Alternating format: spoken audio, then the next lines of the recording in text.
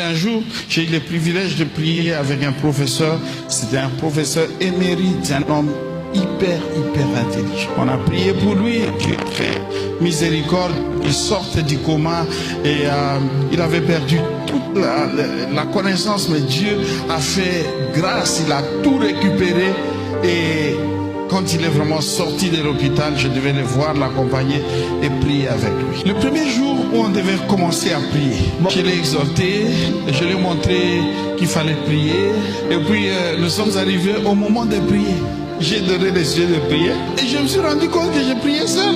Les grands professeurs ne savaient pas prier. Ils connaissaient beaucoup de grandes choses, mais ils n'avaient pas encore appris à prier. Donc tu peux naître de nouveau, être enfant de Dieu, mais certaines choses tu dois apprendre. Apprendre à parler à Dieu.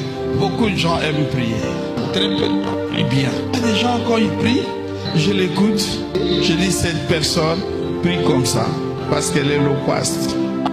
Quelqu'un qui parle beaucoup, il va beaucoup parler en prière, mais pour ne rien dire. Le domaine de la prière, c'est l'un des domaines les plus complexes. Il y a beaucoup de gens qui prient, mais très peu qui parviennent au résultat parce qu'ils ne prient pas bien. Un jour, le Seigneur m'a posé la question. Si tu t'adresses à celui qui connaît tout, il connaît tout de ta situation, comment tu vas parler avec lui? Tu n'as pas une information à lui filer. En principe, tu n'as rien à lui dire. Bon, si tu dois parler avec lui, comment tu vas faire? Et c'est ce qui se passe dans la prière. Dieu connaît tout. Il connaît ce que tu connais.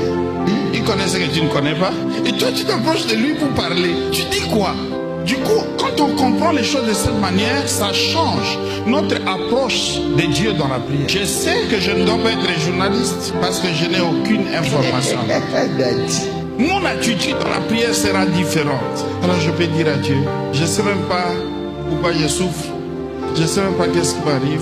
Oui, Seigneur, je voudrais vraiment dire que je souffre. Je n'arrive plus. Peut-être que c'est une école, mais je suis fatigué.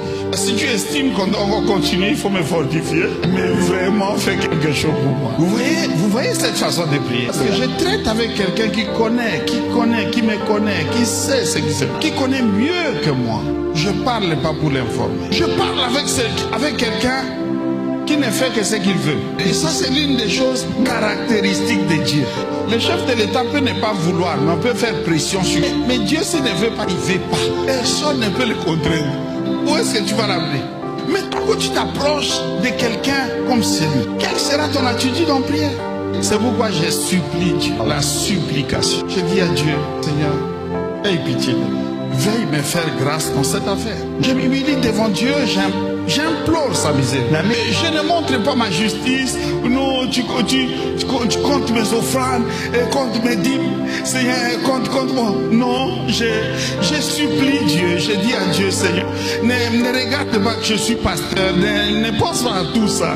Mais pense jusqu'à ton nom. Aie pitié de moi. Fais quelque chose pour moi. Ma béni n'a sali.